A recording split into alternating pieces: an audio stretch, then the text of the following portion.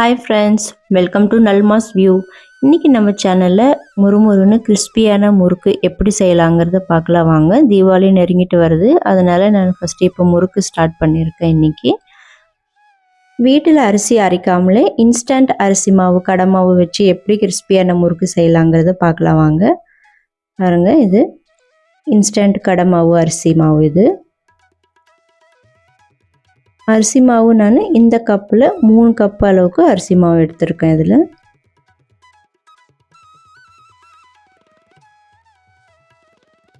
அதே கப்பில் 1 கப் அளவுக்கு பொட்டுக்கடலை நம்ம நல்லா நைஸாக மிக்சியில் போட்டு அரைச்சி எடுத்துக்கலாம்.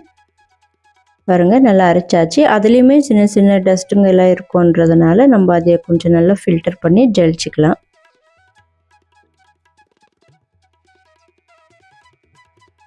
நல்லா ஜலிச்சுட்டு இப்போ இந்த ஜலிச்ச மாவு அதே டம்ளரில் ஒரு கிளாஸ் அளவுக்கு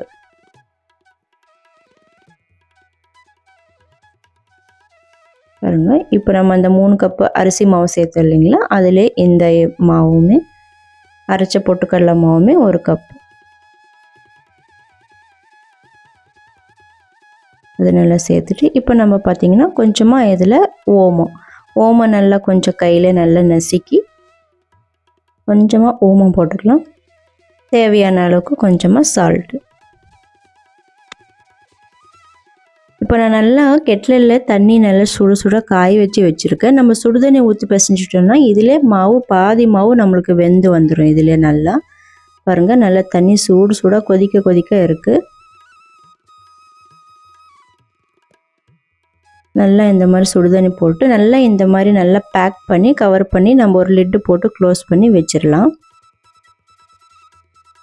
நல்லா ஒரு 1/2 hour அளவுக்கு நம்ம லிட்டு க்ளோஸ் பண்ணி வச்சிடலாம். பார்த்துங்க, லிட்டில் பாருங்கள் எவ்வளோ ஆவி வந்திருக்கு. நல்லா மாவு இங்கேயே பாதி மாவு நம்மளுக்கு வெந்திருக்கு. இப்போ நம்ம எடுத்து நல்லா பிசைஞ்சிக்கலாம். நல்லா இந்த மாதிரி சாஃப்டாக பிசைஞ்சு வச்சுக்கலாம். நல்லா பிசைஞ்சாச்சு. இப்போ கொஞ்ச நேரம் க்ளோஸ் பண்ணி வச்சிடலாம். இப்போ நம்ம சைடில் கடாயில் நம்ம இப்போ எண்ணெய் ஊற்றிக்கலாம். நல்லா முறுக்கு நல்லா மூழ்கணும், அந்த அளவுக்கு நம்ம கொஞ்சம் நிறைய குவான்டிட்டி எண்ணெய் ஊற்றிக்கணும்.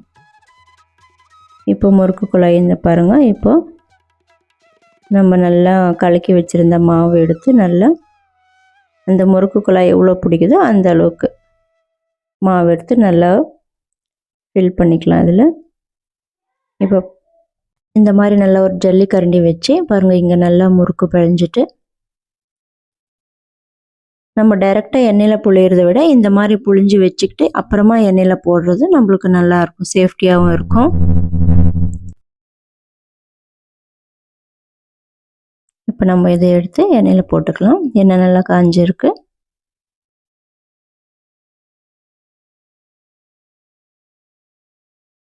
இப்போ நம்ம இதே மாதிரி எல்லா மாவுமே ஒன்றா புழிஞ்சு எடுத்து போட்டுக்கலாம். அதுலேயே மாவு நம்மளுக்கு நம்ம அங்கேயே நல்லா சுடுதண்ணி ஊற்றி நல்லா பிசைஞ்சுன்றதுனால பாதி மாவு அங்கேயே வெந்துருச்சு. அதனால இங்கே என்ன ரொம்ப ஒன்றும் வேக தேவையில்ல, கொஞ்சம் ஓரளவுக்கு பொன்னிறமான போதும்.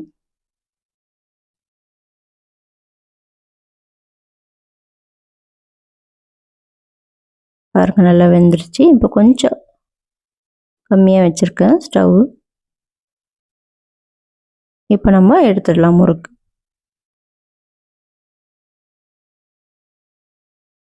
இந்த மாதிரி ஒரு கம்பி வச்சுருந்தா கம்பியில் எடுத்துடலாம், நம்மளுக்கு ஈஸியாக சீக்கிரமாக வந்துடும்.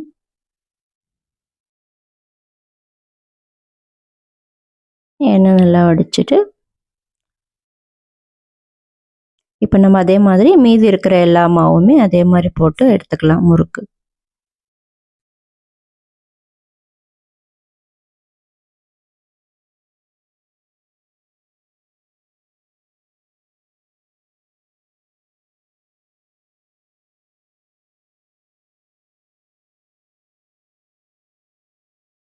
நல்லா வெந்துருச்சு.